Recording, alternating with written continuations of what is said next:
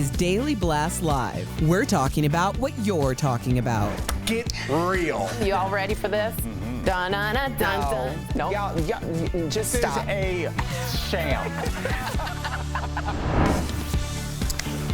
Welcome to DBL. Happy Tuesday, everybody, and happy birthday to my big brother, Scott. It's his birthday today, so I have two brothers. He's the middle one. Happy birthday, brother. I love you. Yeah, I want to get that out of the way, so I didn't forget at the end. Very nice. There we go. So we got that out of the way. Let's get to the show. We're learning new details about Naomi Judd's will. So this is interesting. Naomi passed away in April, a day before her and her daughter, Winona, were to be inducted into the Country Music Hall of Fame. So now it looks like Winona and her sister Ashley were left out of the will. Instead, Naomi appointed her husband of 33 years, Larry Strickland, as the sole executive of her estate, which is said to be worth $25 million. Larry also has full authority over any property that is considered an asset to her estate, which basically means he can do what he wants with her money and her property. And I just want to preface this because I was like, wow. It seems like the mom was doing the daughters dirty, but she's been with Larry for 33 years, right? So I don't want to jump to conclusions. Maybe she's given him the benefit of the doubt to do the right thing. And I do want to put this in. Winona's worth $12 million. Ashley's worth $14 million, right? This is according to some website. So it's not like they need the money. They don't need the money, but Winona, at least, page 6 is saying, feels a little hurt, especially because she toured with her mom and felt like she did a lot of work with her mom. So it kind of came as a surprise to a lot of people. I will also say that Melissa Sitzler, a senior account manager at a law firm, said she was totally with it. She wasn't sort of in some kind of depression. Was that the legal term? Yeah, I know. I'm totally with it. Compos mentis, if you want, in Latin. I like that. You have to be of mental capacity to be able to write that will. And it did seem a little like, was she under a cloud of depression? It just seemed... I don't want to be gossipy about it, but it just seemed weird. But did what I say kind of sway you? Because my initial instinct was exactly yours. No, she had $25 million. Not to give $1 to one of the kids is bizarre. I don't find it to be that bizarre. And I also think that this is the reason why people should have very open and honest conversations about your estate. My husband and I are doing our second round of estate planning because we don't have children. Right. And if something were to happen to us, it would be a mess for every single person intimately in our lives. So as a result, it's very clear. I don't expect to get anything from my parents. I do not expect to be left money. I don't expect to be left property. None of it. If whoever passes first, and I'm knocking on wood that this is no time soon, but I anticipate that my other parent is going to make those decisions. If we had a child, I would make my husband the executor of our estate. I likely wouldn't say, like, this is what I'm going to give to my child, because I anticipate, since we built all of this together, that we would make those decisions together, and if I wasn't here to make those decisions, he would make the right one. See, I don't find it to be that strange. Eric, I got to go the other way. First of all, I don't know if we can even have this discussion without first addressing the fact that you were doing some serious dancing when the show starts, and that's the way everybody should start their job. I appreciate you for that. You were like very happy on a Tuesday, and I feel like we just brushed over that, and I didn't want that to go to the side. With this issue, I have 3 children, and just for pure optics, I'm leaving my kids. Everything. In some states it's illegal. Now if I have a wife at that point, she and I will talk about it. But I pulled this up as you were talking. I didn't want to seem disrespectful, but I wanted to see when this email was sent. My mom sent me an email about her will yesterday. So this is my dad did as well. Right. This is something that's happening in real time, and I think the idea of your kids walking away with nothing. It's just, it's almost like Jeff's movie, like you got to leave your kids something, and I really do, I think my kids will walk away feeling like, did my dad even like me? Well, because there's no way to explain that after you're gone. So I feel like even if it's just optics, even if you split it 50 between the spouse and divide the other 50 with the kids, you got to give them something. You can't walk. You can walk away from Dave and Buster's with nothing. I get what you're saying. Yeah, you do. But to me, but I get what you're saying. But to me, it's like there's the estate and then there's the trust. Like, what's to say that there isn't a trust like that is actually allocating, that they're actually a part of? I think that when people say wills, you open up a will after someone passes away, and it's like you specifically are going to get blah blah blah. But I anticipate anyone who has that magnitude of wealth would also have a trust. Our children wouldn't be on the street if my husband decided, like, okay, I'm not going to do anything for our kids, which would never happen because they would be covered in a trust. Not necessarily in the estate in my will, like you get all the money. I wouldn't leave kids all the money. Hell no. They don't even know how to manage that. Adult kids at that point. You could even set up a still trust wouldn't know. So they get People the money. do not know how to use money that they have not made. They don't know how to use money that they have not made. How many times have you had a conversation with someone and their parent passes away and leaves them a gang of money, and the year later they are broker than they were before they got that benefit? But some people take that money and go buy a house and rent out a condo. Like, so you can't. Everybody's different. I mean, now, I'm thinking when you write your will, you have to say, "Nah, my one son Al, he's a little. Erica's more responsible. I'll give her." But here's the thing, though. What you're not acknowledging is if you have an estate or you have a trust set up, I don't get to decide money that I made. I do not decide that solely on my own. I have people who help me make those decisions. Why would I give some child my money and just be like, figure it out on your own? Larry, maybe those children. Maybe they had a little agreement, right? Naomi talked to Larry and she's like, listen, I want this, like, you take care of this if I die and you divvy it up. Maybe they had that some sort of agreement. And stays in the trust so people can make a decision. Right. So we don't know. We don't know. We're speculating. So let's get to this next story. New information about Johnny Depp and Amber Heard's marriage is coming to light thanks to newly unsealed court documents. So according to Page 6, Amber's lawyer claimed that Johnny suffered from erectile dysfunction. Amber wanted this info to be included in his defamation trial against her because she said the condition allegedly made Johnny angry and violent. But Johnny's lawyers said Amber's bringing up his medical history was, quote, pure harassment. Can you make these allegations, Tori, if it's not true?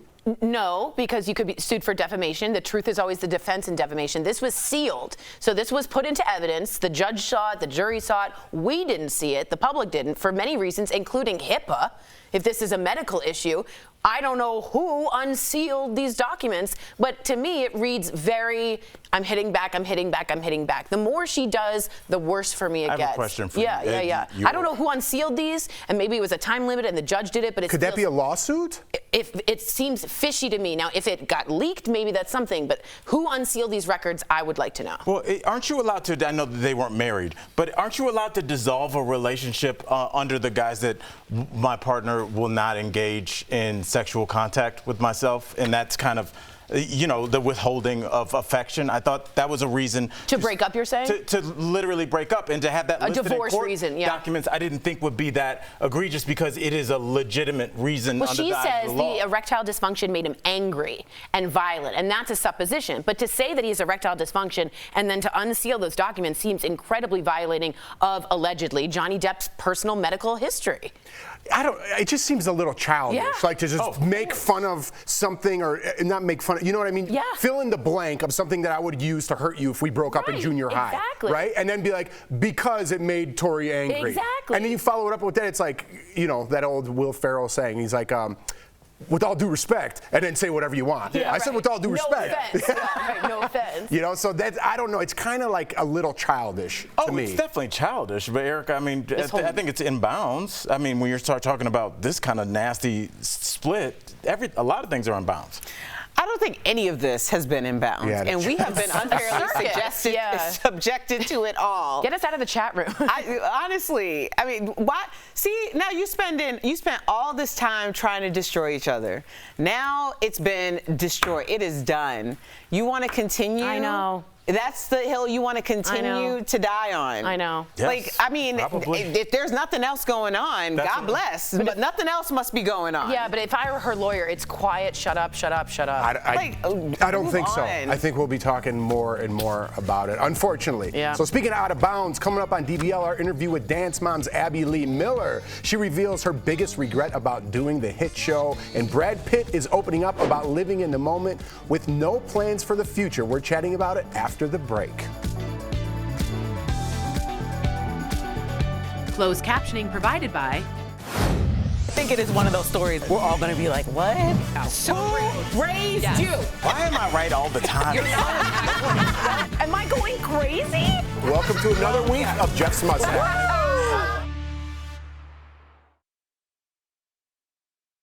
So I feel like every time Amber Heard makes... Oh, I'm so sorry. Go ahead. No, I cut off Al earlier on the Will and Ashley Judd thing when you were making a point about leaving your kids money without necessarily instructing them on how to use it. Mm-hmm. But I think Winona and Ashley Judd would know. They're already millionaires. They'd have people... Well, I'm not saying we were. about That the was the optics. story was like a bouncing off. Yeah, I like just was not shocked specifically to them. I was shocked by this, and in some states it's illegal to not leave $1 to your children or spouse, and so some people are petty enough in the courts, and my dad's seen it, to leave $1. That's rough. It is so rough. That's rough. It's so mean. $1. It's a lot. Here's all I'll say about Here's and, a buck. And I know, like, this is a jumping off point, but just in their actual case, let's say they are each worth 14 and 12 million now, respectively. There's levels to this game, and $25 million would still change or half of that or 5 of that would still change she your. toured with her. Right. That's what I'm saying. Like just a Where's little. your butt? Jerry, what do you think? What are we talking about?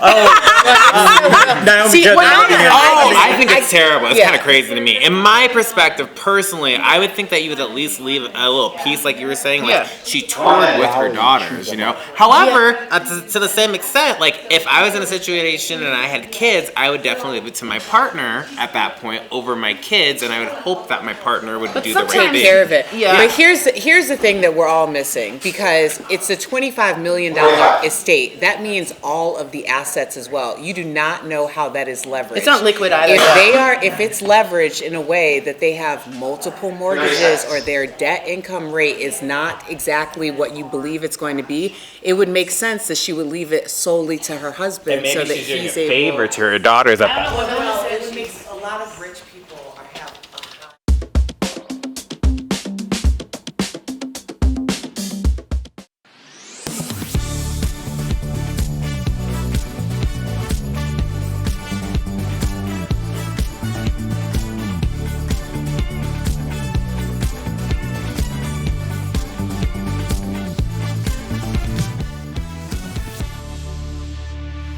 Welcome back. Brad Pitt is living in the moment while promoting his new movie Bullet Train in LA. He was asked why he wore a skirt on the red carpet last month in Berlin. Brad said, quote, "I don't know.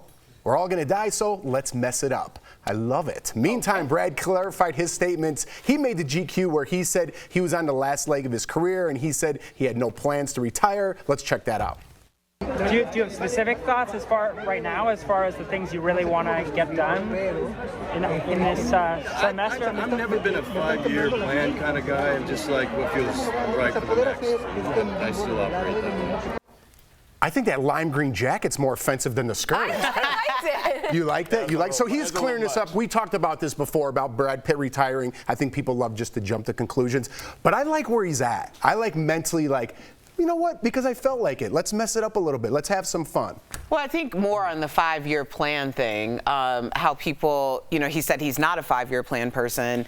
I am a 5-year plan. I was like, you're like a 50-year plan. Yeah, like I just organized like all of my closets and stuff, and I found all these little gems, including this notepad, like 5 pages that Anthony and I had sat down, my husband and I sat down in 2016 and wrote out what our goals were, and we had hit all of those goals. Like we drew out like what our house would look like and like all of these things. So I think that there's power in being very clear on what your vision is for your future. When we got this show, I had a vision board just like you, but I do cutouts of magazines because I'm 12. Like a serial killer. You like a serial killer. And I had on the set Gabrielle Union getting her makeup done. Dre, this is interesting because I wanted to have a makeup artist in my life, and she held coffee, and that was important. And second, someone was fixing a wardrobe on the set of Downton Abbey, and I had it on for 10 years. Okay, I wanted a wardrobe person to help fix me. Dina from the show, when we first got this, came to my house to look at my wardrobe, and she took a picture with me in front of the vision board of the wardrobe person I put 10 years on. It took a while, but I got wardrobe, and I believe it. If you see it, you can believe it, you can dream it. I really do. Did that make sense, what I said? It did to me. Okay. It was a little scattered, but I got it. I got it. Okay. The message was positive. It was a good message. You lost me at coffee. Did you? No, I'm just kidding. But I get it the other way, too. I mean, I was a person that I'd never had a 5-year plan. You're more impromptu. Yeah, as a comic, especially starting out now, I started like almost there was the internet, but people didn't use it for stuff. So like my life was like the Wild Wild West. I was going to bars and doing shows by standing on the bar. There was no plan for my life. So I don't know if I had planned it out, if I would have gotten to where I should have been. Now, I suggest to most people they do that. I don't know if that would have worked for me at that time. I think kind of seat in my pants, baby, you know? Yeah, That's yeah. Jeff. I think my 5-year plan's a lot different than Brad Pitt's. He's like, I'm going to do a movie on the moon. You know what I mean? You can do whatever you want. What movie last year? You did it on the moon. Me and Brad Pitt, we're just the same. Coming up on DBL, Abby Lee Miller gets candid about her experience on Dance Moms and if she's to blame for JoJo Siwa's bald spot. You don't want to miss our interview with her next. What a weird sentence. Suffer.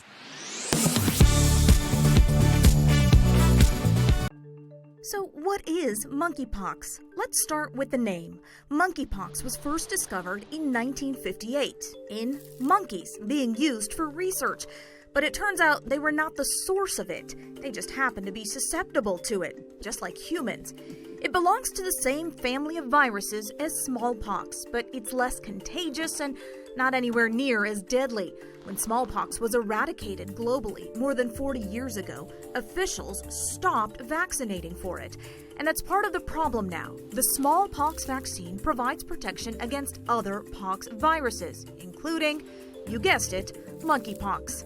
The last monkeypox outbreak in the U.S. was in 2003, but that was only 47 cases, all linked to pet prairie dogs. Those animals were infected after coming in contact with small mammals imported from Ghana.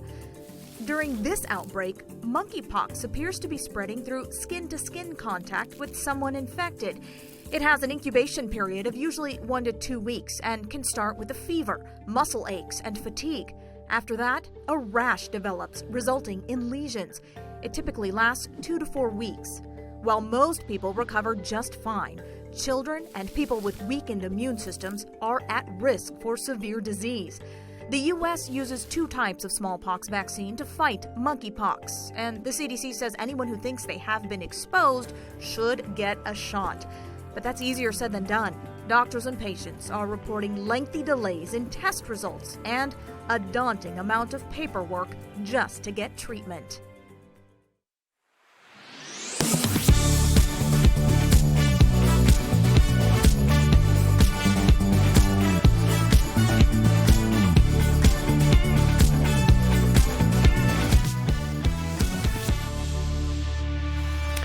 Dance Moms made Abby Lee Miller a household name, but were her outbursts hostile or just tough love? And what does Abby think of the snub her former student JoJo Siwa gave to Candace Cameron Bure? Earlier, we asked her all, and she told us all. Very honest interview. Take a look.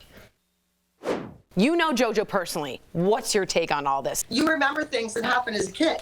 You do. So JoJo was a huge fan of the show. She wanted to be a star since she was born. And here she meets her idol and, you know, gets snubbed a bit.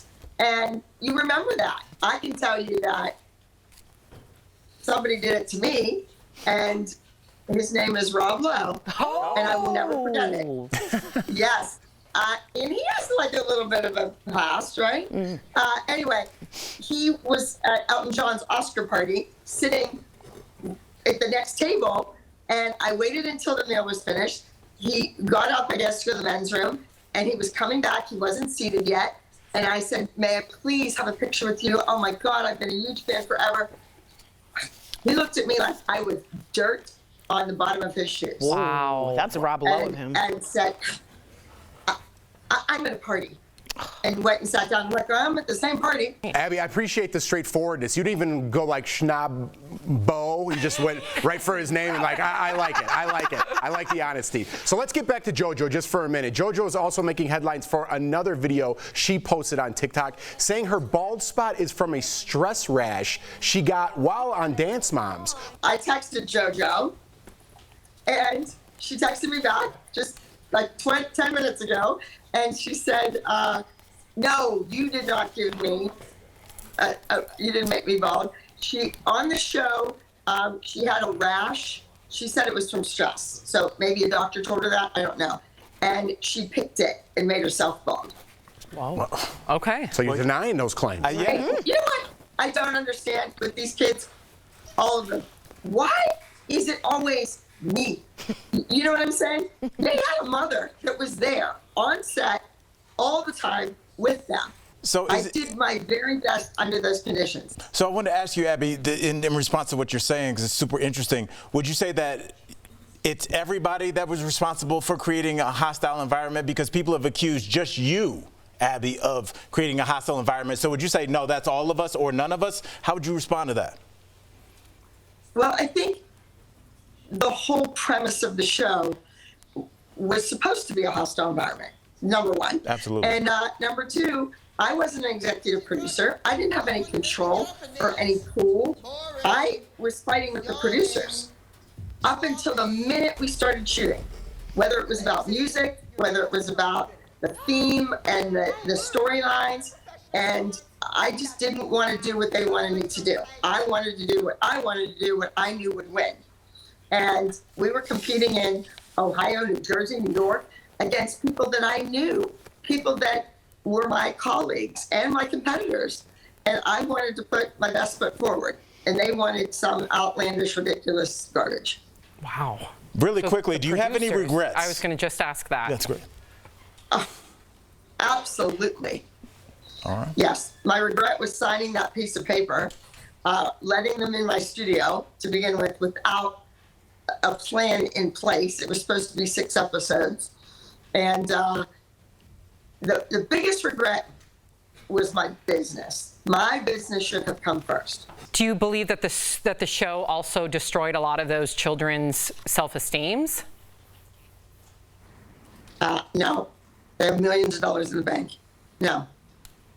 Okay, so since you're being so forthright, another rumor, in fact, a lot of our viewers are writing in about this right now, and they want you to clear it up. So I hope that you can be honest with us. So you recently dropped a video talking about your desire to join the Real Housewives of Beverly Hills. Is there something in the works? Well, some press outlet posted something about Abby Lee Miller, newest housewife. And I was like, what? Where did this come from?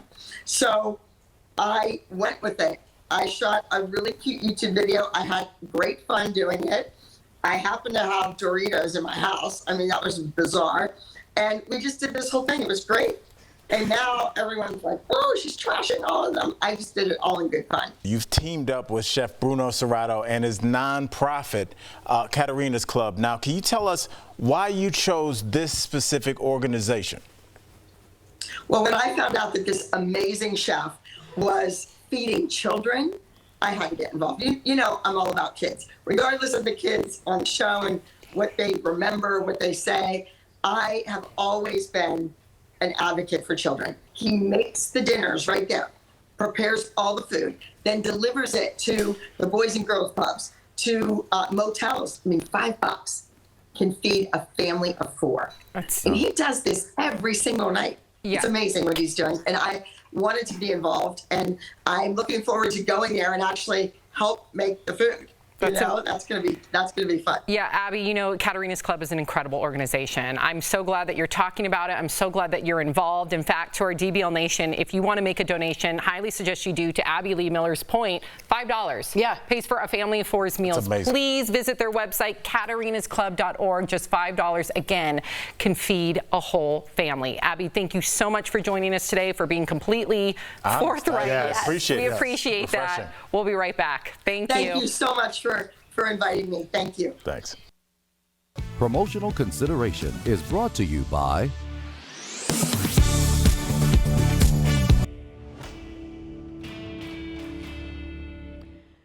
This summer is a scorcher. The dog days are dragging on with record-setting heat, threatening a lot more disarray than just discomfort. Viewer AJ said the power went out at his workplace recently and no one could figure out why. He asked, is it true heat can cause power outages? Our sources are the North Carolina State Cooperative Extension, American Society of Civil Engineers, the independent science research nonprofit Climate Central, and Duke Energy Representative Jeff Brooks, who confirm it's true. As the heat increases, electric use goes up because of air conditioning and other types of electric use, and that puts more and more strain on the system. Now, the grid is a machine, right? It's designed to work in extreme conditions. It can perform well in challenging conditions, but like any piece of equipment, the hotter it gets, the less efficient it operates. And so you will see lines actually begin to sag a little bit in some cases, and that's the effect of gravity and the energy that's flowing through those lines as it pulls down to the earth. The American Society of Civil Engineers gave the U.S. electrical grid a C- rating. The engineers warned our electricity, quote, depends on an aging and complex network. Even if states go greener with zero carbon by 2050, grids still could have weather problems. Heat could reduce wind speeds, meaning minimal wind power, and drought could reduce water supplies for hydroelectric dams.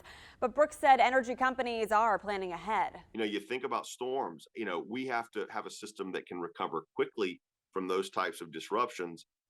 And that same technology, what's great about it is it's also the same technology that enables that transition to cleaner energy. So we're making the grid more resilient and we're making it cleaner at the same time. This chart from Climate Central shows since 2000, the U.S. has experienced a 67% increase in weather-related events, and those outages cost the economy an estimated $18 to $33 billion a year.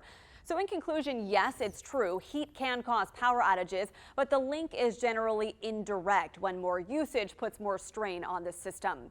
Brooks acknowledged comfort is individualistic, but it takes a collective effort to preserve the grid. He suggested bumping up the AC temperature and running ceiling fans in the summer. He acknowledged energy companies do have contingency plans for planned outages, or rolling blackouts as they're called, but they're a last resort. With your Verify, I'm Megan Malaris.